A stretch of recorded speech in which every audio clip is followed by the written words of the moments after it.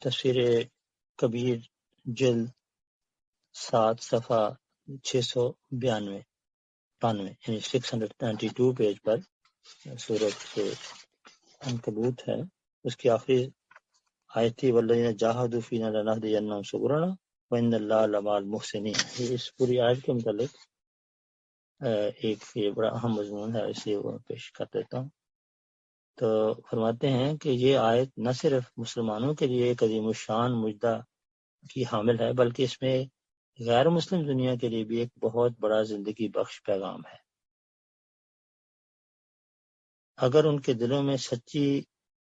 تڑپ پائی جاتی ہے اور وہ چاہتے ہیں کہ اگر اس دنیا کا کوئی پیدا کرنے والا ہے تو انہیں بھی اس کا پتہ لگ جائے اور وہ بھی شکوک و شبہات سے رہائی حاصل کر سکیں، تو اس کا طریق یہ ہے کہ وہ سچے دل سے یہ دعائیں کریں کہ اے خدا، اگر تو ہے اور جس طرح تیرے ماننے والے کہتے ہیں تو غیر محدود طاقتوں کا مالک ہے، تو تو ہم پر رحم فرما اور ہمیں بھی اپنی طرف ہدایت دے اور ہمارے دل میں بھی یقین اور ایمان ڈال دے تاکہ ہم تیری محبت سے محروم نہ رہیں اور تیرے وجود کے قائل ہو جائیں۔ اگر اس طرح سچے دل سے کوئی شخص دعا کرے اور کم سے کم 40 دن تک لگاتار کرتا چلا جائے، 40 دن تک،